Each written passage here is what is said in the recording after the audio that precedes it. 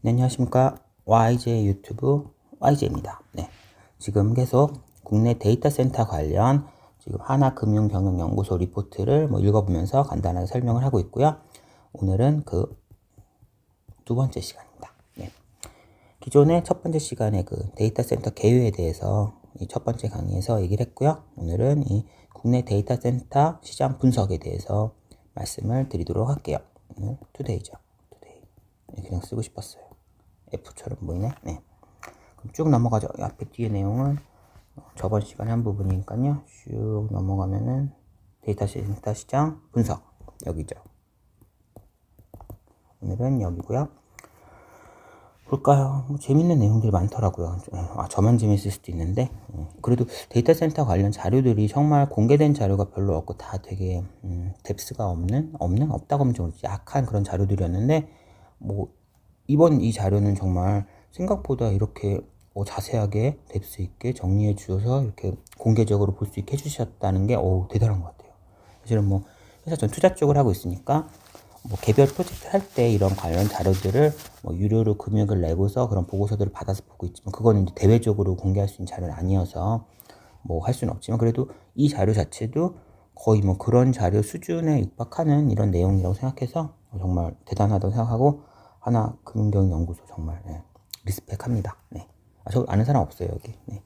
데이터센터 밸류체인 및 주요 관련 이슈를 볼까요? 보시면은 이거는 엄청난 건 아니지만 뭐 데이터 센터는 센터만으로 존재할 게 아니라 외부 통신을 해야 되죠. 결국은 인터넷망과 연결이 돼야 되기 때문에 통신사가 지은 게 아니더라도 데이터 센터는 통신사를 통해서 외부 통신망을 연결해야 돼요. 당연히 연결해야 되고 그러니까 얘네들은 통신망까지 자기가 갖고 있으니까 더블로 좀 유리하죠.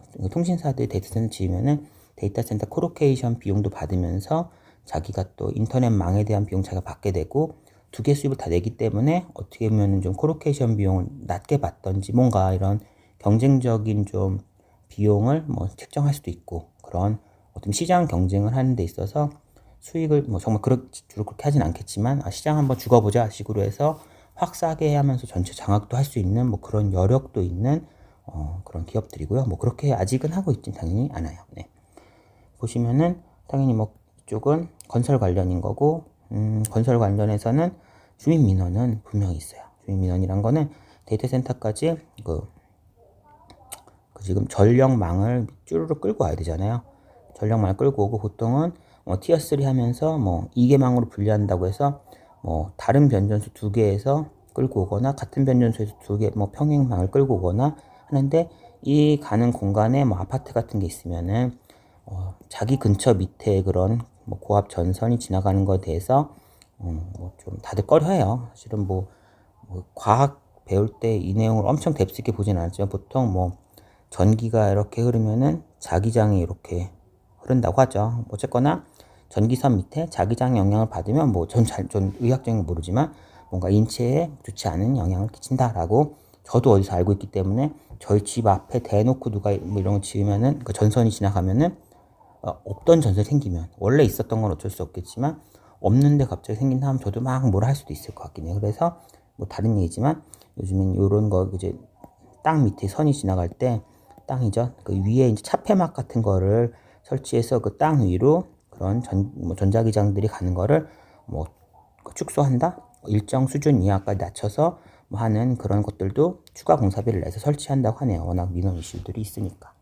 뭐 그런 부분이고요.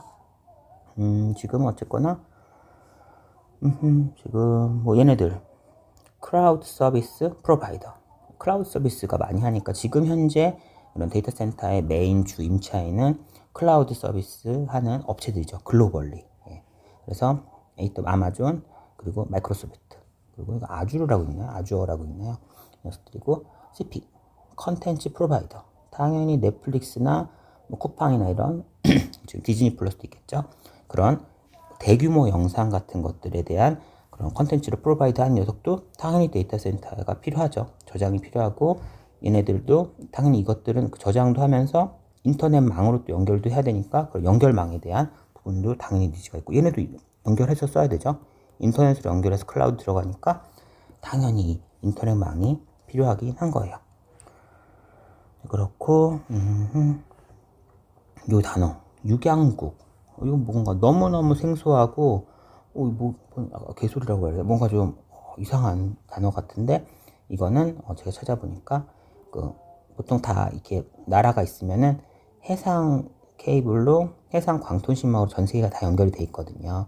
그래서 이 육지 쪽으로 와서, 올라와서 여기서 다시 이 해상망을 받아서 육지 안에 뿌려주는, 요런 중간 중계 장비, 중계하는 곳, 이런 곳을 육양국이라고 한다고 하네요.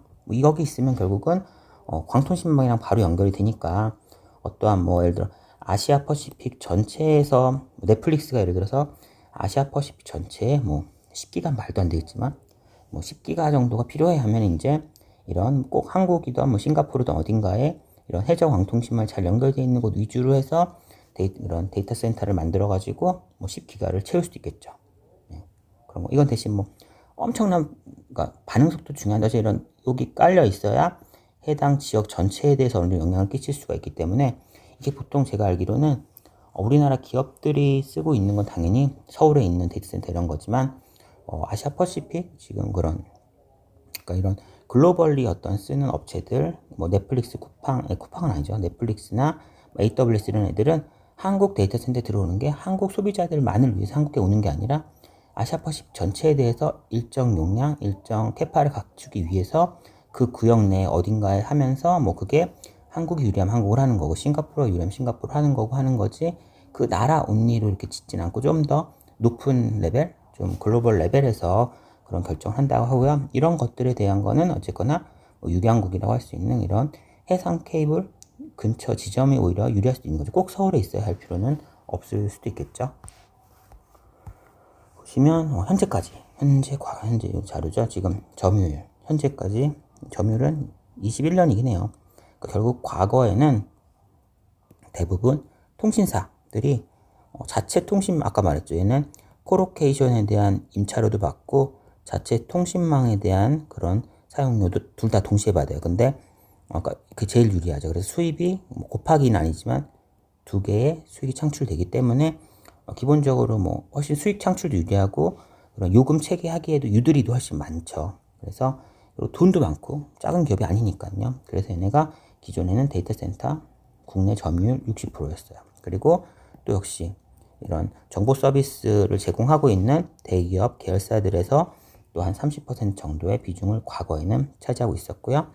그리고 지금 이제 요 아래쪽 부분이 실제 향후에 점점 늘어나고 있는 부분이긴 한데 아까 직접 사용용 얘네들도 직접 지네가 사용도 해요. 그런 직접 사용용 얘도 직접 사용하면서 그 사용망의 클라우드를 각 기업들에게 제공하는 것도 할 수도 있는 거죠. 실제 데이터 센터 사용은 이내 기업일 수도 있는 거고요. 그래서 죄송합니다. 데이터 센터 같은 경우는 현재 자체 사용은 이제 거의 아까 증가를 덜 하고 있고 이제는 외부 상업적 목적, 외부 임차용이 는다고 했잖아요. 그 부분들이 이 아래쪽 부분이고요. 이건 2021년까지니까 이런 숫자인 거고 향후엔 이게 늘고 있는 거예요. 향후가 아니라 지금 계속. 그래서 독립형 국내 운영사들, 드림라인 이런 부분들이 있고요. 해외 오퍼레이터, 운용사, 그쵸? 얘는 에코닉스랑 디지털 리얼티 있고 STT, 텔레미디어 이 부분도 좀 처음 들어본 건데 이것도 큰 거라고 하더라고요. 이런 녀석들이 주로 데이터 센터를 자기가 소유하고 운영하면서 아니면 소유만 하고 있지만 운영할 줄 모르는 애한테 전체의 운영권을 받아서 실제 이제 이런 다양한 임차인들을 모집해서 운영을 하고 있고 실제 리츠로 상장돼 있기 때문에 직접 저희가 투자를 할 수도 있고요. 그런 부분이 아까 말한 것처럼 글로벌 데이터 센터 상호 연결성이 제공 이게 중요하대요. 얘네는 주로 아시아 퍼시픽 이런 좀 넓은 범위의 뭔가 레인지가 필요한 고객들을 주로 대상으로 이제 임차를 하기 때문에 얘네는 글로벌리 이런 연결성이 중요한 거고요. 우리 개별 기업 같은 경우는 글로벌 연결성보다는 한국에서의 사용성이 중요하고 실제 증권사 같은 경우는 즉각적인 반응성이 중요하기 때문에 또 예를 들어 증권 거래소 근처에 가까이 있거나 더 빠른 망으로 있거나 그런 부분이 또 필요하겠죠. 얘는 또 위치가 중요할 수도 있죠. 그런 부분들은. 그러니까 케바케인 거죠, 사실은. 그리고 플랫폼 기업인 네이버, 카카오 부분들도 카카오 그때 화재 나가지고 카카오톡이 다가 아니라 어차피 맛이 갔었죠. 그런 제가 사용하고 있는 그런 플랫폼들도 데이터 센터에서 그 플랫폼들이 돌아가고 있기 때문에 데이터 센터가 화재가 나고 하면은 당연히 저희는 즉각적인 피해가 오는 거예요. 예를 들어 뭐 네이버 데이터 센터가 하나밖에 없는데 여러 개 있어요. 하나밖에 없는데 불 나면은 네이버가 안 들어가지겠죠. 한동안. 예. 그럼 난리 나겠죠. 저 네이버 메일 쓰는데 저도 그런 것처럼 당연히 이런 애들도 많은 양을 쓰고 있고요. 그리고 국내 이런 개발 업체들, 운용사들은 하면서 얘가 직접 운영을 하진 않죠. 오퍼레이터는 하지 않기 때문에 얘가 소유와 개발을 하고서 이제 국내 해외 운영사한테 운영을 맡겨서 데이터 센터를 운영을 하고 있어요. 네. 저희 나라의 경우는 통신 3사가 외형이 크기 때문에 왠가 했더니 사실은 그렇죠. 얘네 통신 3사 같은 경우는 이동통신 같은 게 이제 그 단가들이 이제 추가적으로 올라가고 있지 않잖아요. 뭐 새롭게 더 많은 사람들이 이동통신을 가입하지도 않고 매년 사용액, 정액 요금이 더 크게 올라가지 않다 보니까 어느 정도 정체된 매출을 보이고 있어서 그 부분에 대한 좀 이제 돌파구로 데이터 센터를 쓰고 있다라고 본 것 같아요. 그래서 데이터 센터를 중심으로 높은 성장세를 보인대요. 뭐 KT만 보면은 이동통신 분야 물론 1.6조 원으로 여기 대부분이에요. 1938억 원은 요거에 비하면 좀 찌끄레기일 수도 있지만 어쨌거나 엄청난 정체, 성장률이 거의 없는 정체를 보이고 있어서 뭐 가만히 있는 것보다 또 다시 성장 동력을 찾아야 되다 보니 데이터 센터 클라우드 부분을 점점 확대하고 있고 그 부분이 정말 이런 공룡사가 보기에는 정말 큰 빠른 숫자인 34.5%라는 성장률을 보이고 있는 거죠.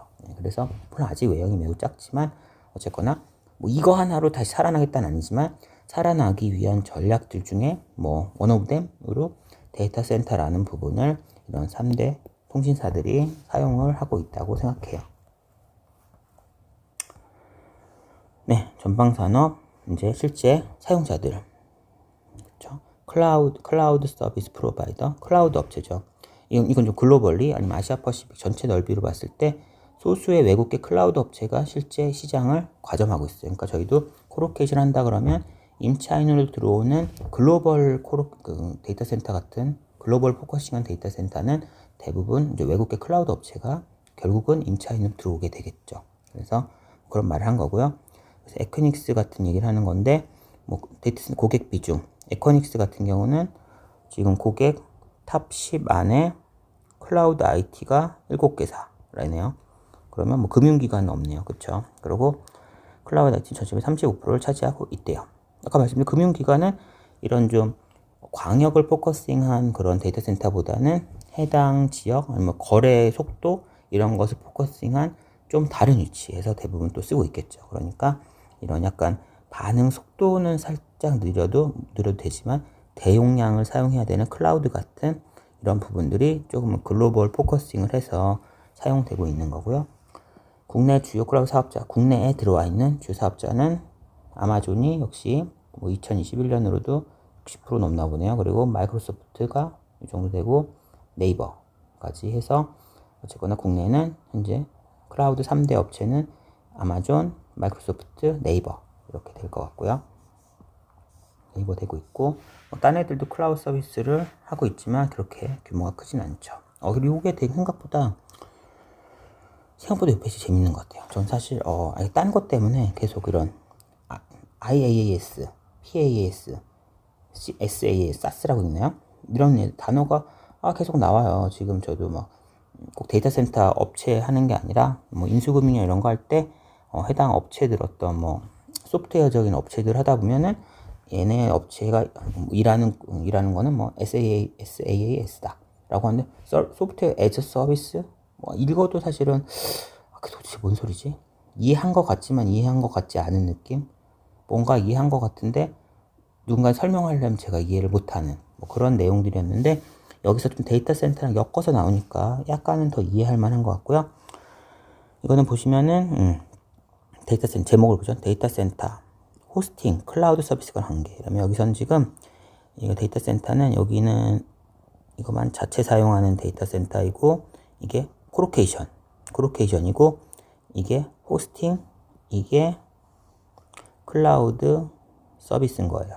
이 세 개가 지금 제목이 요 세 개를 말하고 있죠. 제목이 세 개를 말하고 있죠. 그럼 보시면은 코로케이션 같은 경우는 지금 이제 소유주가 제공하는 서비스가 초록색이에요. 그러면 코로케이션 같은 경우는 데이터 센터, 물리적 데이터 센터 부분, 정말 전기 공급까지 다 포함해서 냉방까지 포함한 그 안에 이제 어떻게 보면 컴퓨터가 들어올 수 있는 직전의 모든 상태까지가 데이터 센터죠.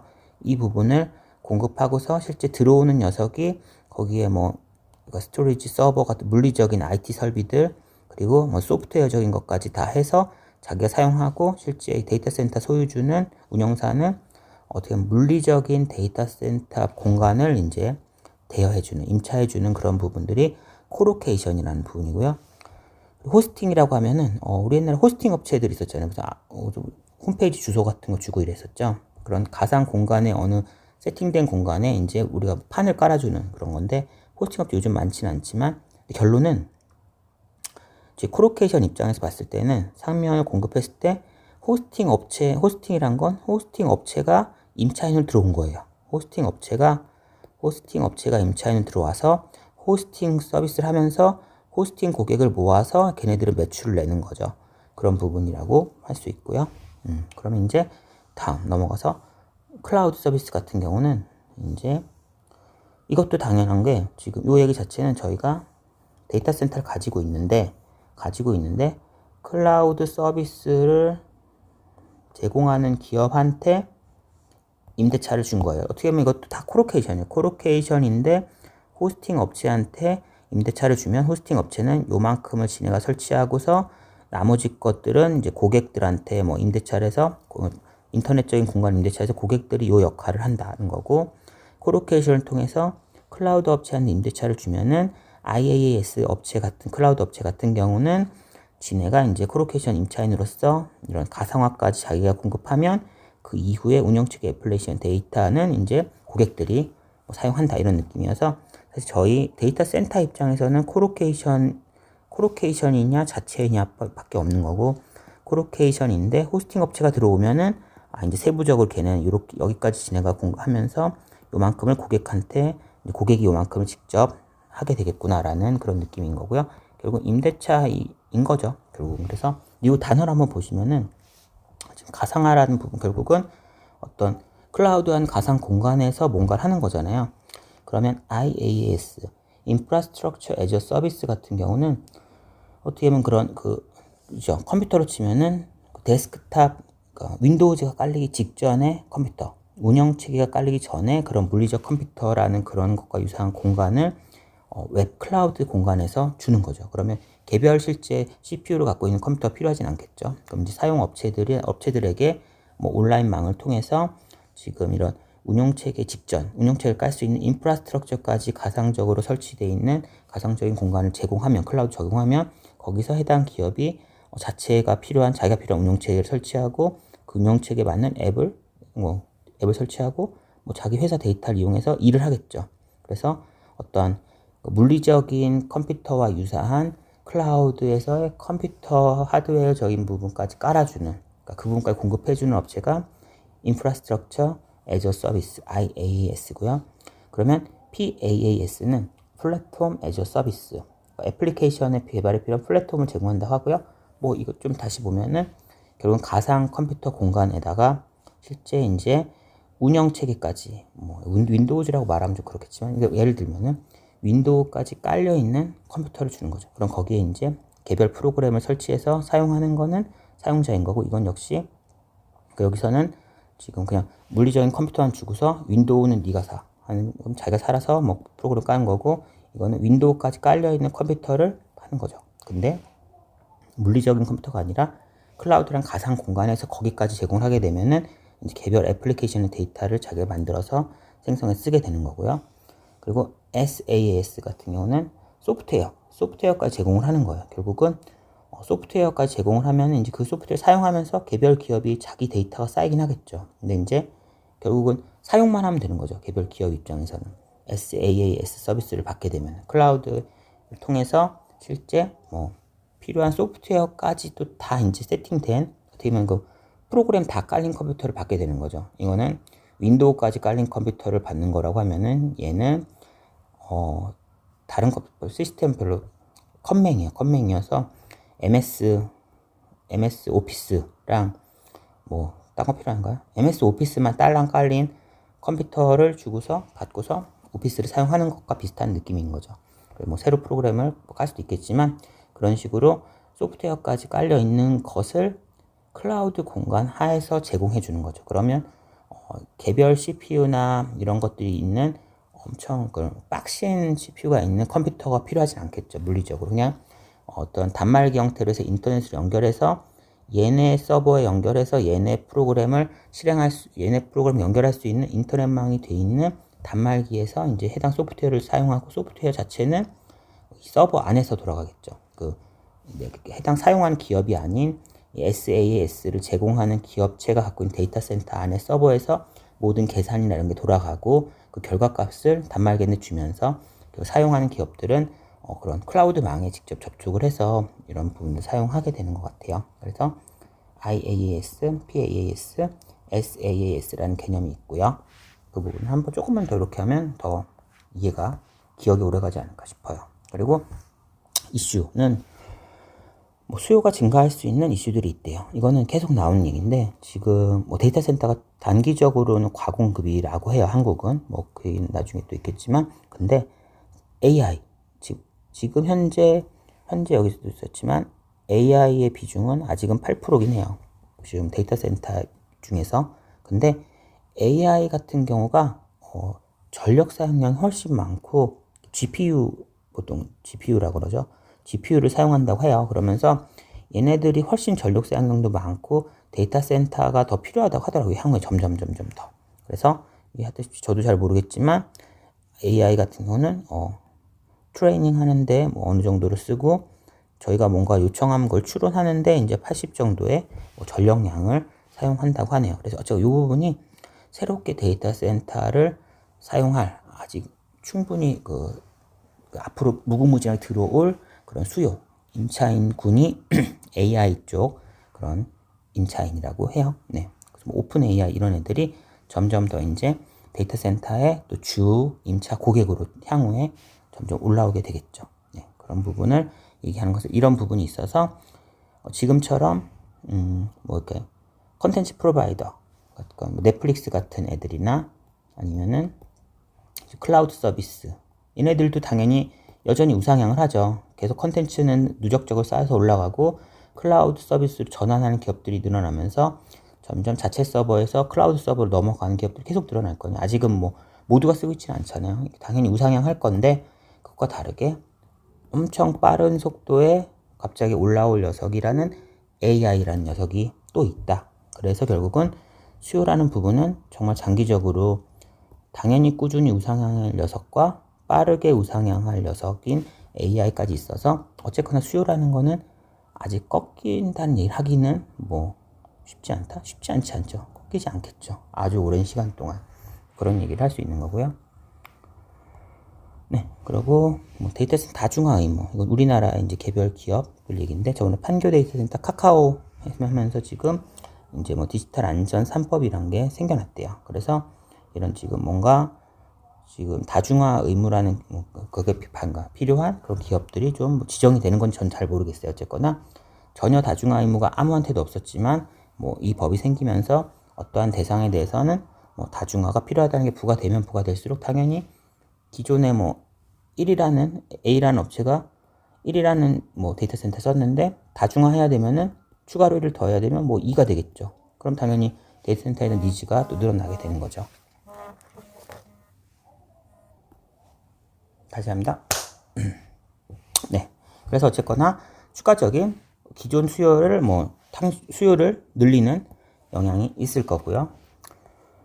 생태계 변화. 이거는 뭐 이제 다양한 참여자들이 들어오고 있다는 거고, 이거에서는 뭐 당연히 지금 기존에 통신사 위주로 가다가 이제는 뭐 국내 기관 투자자들, 해외 운영사, 국내 기업들, 좀 다양한 녀석들이 참여하는 시장이다. 아까 그 2021년까지의 뭐 60%는 국내 통신사, 30%는 국내 SI 기업은 이때 얘기인 거고요.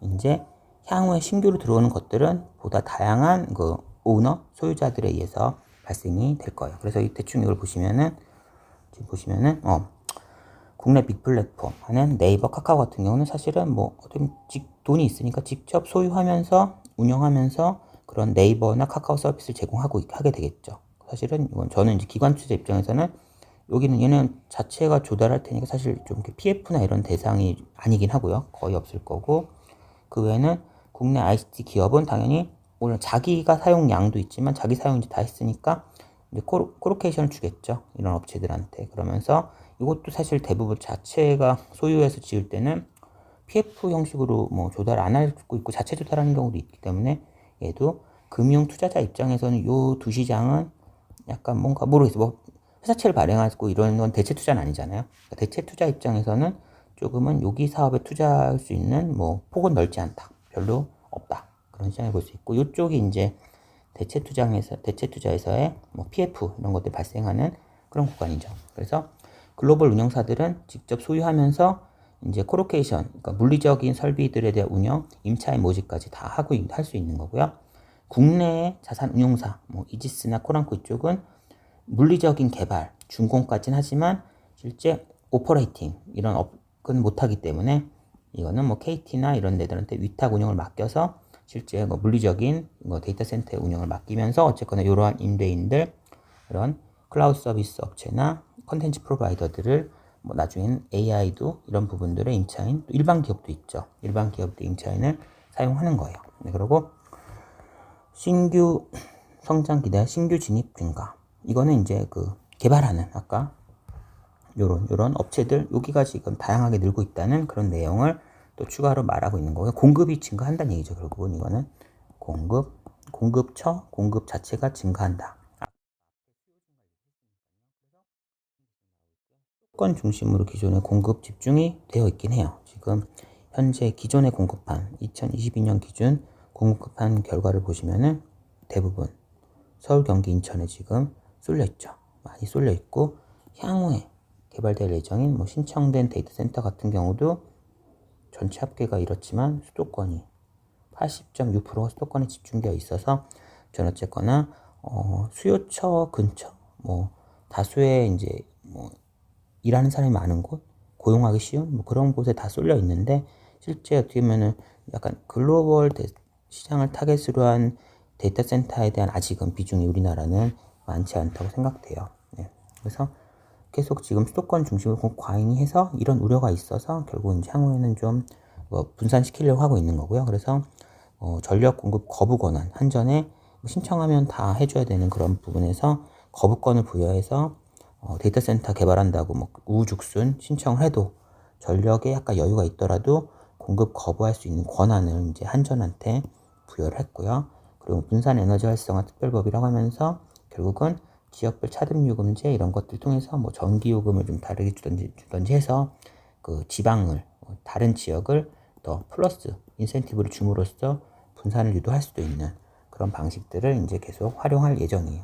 그리고 뭐 이 부분은 계속 거대한 냉장고죠 사실은. 냉장고고 결국은 전기를 써야 되고 전기를 쓰려면 전기는 화석 연료로부터 발전하는 게 대부분이잖아요. 그렇기 때문에 ESG 이슈가 분명히 있죠. 그렇기 때문에 또 효율을 증가시켜야 돼요. 그래서 지금 뭐 기존의 리니어블 백 같은 부분이나 이런 다양한 방식들을 통해서 어쨌거나 데이터 센터를 조금은 더 탄소 중립 방식으로 할 수 있게.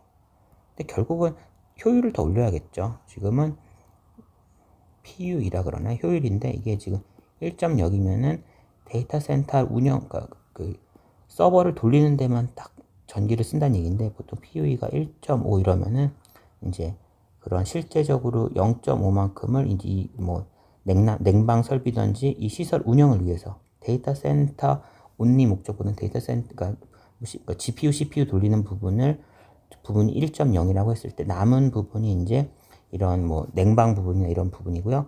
이걸 최소화해서 1.0 근처까지 맞추는 게 어쨌거나 가장 효율적인 그런 데이터 센터가 될 수 있을 것 같아요. 네. 그래서 결국은 여기 나오죠. PUE 나오죠. PUE는 Power Usage Effectiveness 1에 가까울수록 효율적 그런 거죠. 지금 보시면은 국내는 1.76 그런 거고 뭐 딴데 글로벌은 1.5면서 이제 대기업들은 조금 더 효율을 추구하는 그런 데이터 센터 지으니까 숫자가 낮죠. 옛날 마이크로소프트 같은 경우 물 속에다가 뭔가 뭐 실험적으로 데이터 센터를 넣었던 것 같기도 하고요. 그런 식으로 네이버 각이라는 데이터 센터는 1.12네요. 제가 이런 식으로 효율화 시켜야죠. 분명히 효율화 시켜야 되고, 뭐 친환경 에너지를 또 사용할 거고, 효율화해도 어차피 1.0을 써야 되니까 가급적 또 친환경 에너지를 쓰도록 하는 식으로 해서 어쨌거나 좀 더 ESG에 대해서 좀 부합되게 하려는 노력을 하는 걸로 같습니다. 네. 자, 오늘은 또 여기까지고요. 다음에는 해외 사례 분석으로 만나도록 할게요. 네, 안녕, 수고하셨어요.